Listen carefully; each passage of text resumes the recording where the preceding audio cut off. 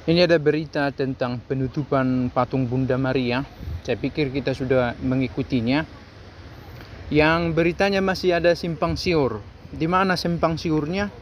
Apa motif penutupan dari patung ini? Oke, ada yang mengatakan bahwa ada ormas yang mendesak supaya ditutup. Yang kedua, ada yang mengatakan ini inisiatif dari pemilik patung. Mengingat patung ini baru selesai dibangun, dikatakan sekitar Desember, dan belum diresmikan dan ditutup dulu. Tapi saya pikir apapun ide yang ditawarkan, masih ada juga tanda tanya yang ada di hati publik, begitu ya. Ada juga masih keraguan penyebab ditutupnya patung ini. Tapi yang menarik untuk saya dibahas adalah betapa berusahanya orang untuk menjaga keamanan, kenyamanan, terutama mereka yang bertugas ini. Bahwa keputusan menutup patung ini, andai kata ini karena ada desakan dari kelompok tertentu dan diakomodir oleh pihak yang berwajib, saya pikir itu bukan keputusan yang tepat. Kan gitu ya, ada yang melapor lalu menutup patung itu hanya karena alasan kebebasan berpendapat dan merasa tidak nyaman, merasa terganggu. Sementara patung diam di situ saja, tidak ada aksinya, tidak ada keributan dibuatnya, tidak ada suara, tidak polusi macam apa yang kita bayangkan dibuat oleh patung atau datang dari patung. Saya pikir tidak ada juga gangguan yang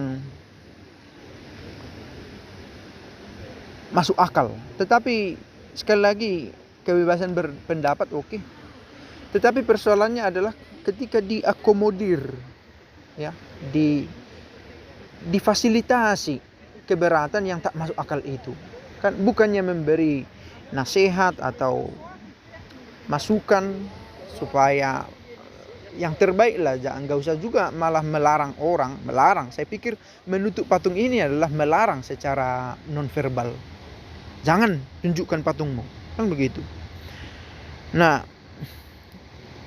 tapi yang saya lihat bahwa mereka berusaha menjaga kenyamanan. Dalam arti tiba-tiba atau segera ada video klarifikasi mengatakan ini inisiatif dari si pemilik patung dan seterusnya. Meski kalau benar ini inisiatif dari si pemilik patung, mengapa mesti ada pihak berwajib di sana? Toh ini bukan milik negara. Mengapa harus ada pihak berwajib disaksikan? Bahkan beredar juga surat, bila itu benar, bahwa ada laporan resmi tentang tindakan mendampingi, menyaksikan, mengawasi penutupan patung itu. Nah, ini bisa orang-orang bisa berpendapat berbeda-beda. Itu aja kok repot, pasti dimaafkan. Tapi saya pikir impactnya luas, efeknya luas, tanpa bermaksud untuk memperumit satu masalah. Menutup patung itu tidak mengekspresikan kebebasan. Dalam bahasa yang negatif kita pakai, menutup patung itu tidak mengekspresikan kebebasan. Mengapa harus tetap terbuka? Bila pun belum diresmikan, diberkati, jangan dipakai secara publik, tapi tak harus ditutup. Bahkan barang yang setengah jadi pun bisa tetap terbuka dibuat. Nah, kejanggalan-kejanggalan macam ini toh pasti bisa dianalisis oleh masyarakat. Persoalannya adalah dengan media sosial sekarang ini, orang-orang bisa dengan gampang terprovokasi. Nah, sebagai usaha dengan membuat klarifikasi, membuat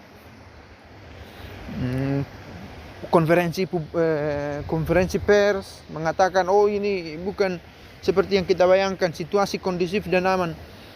Saya pikir itu sebuah usaha, tapi bukan berarti untuk menyelesaikan masalah. Karena tidak terang benderang sebab, motif, tujuan, dan akibatnya masih banyak menimbulkan keraguan, dan impactnya bisa menjadi lebih luas. Nah, apa yang kita bisa lihat di sini, saya pikir itu tadi, kalau mau secara positif melihat betapa berusahanya para pihak yang terlibat untuk membuat situasi kembali aman, begitu ya. Tidak gampang untuk, saya pikir, memanage masyarakat yang plural seperti yang kita miliki, terutama dalam konteks di tempat situasi terjadinya peristiwa itu. Tetapi tidak cukup hanya sekadar berusaha, saya pikir ya. Toh harus juga disertai oleh kemampuan mengambil keputusan,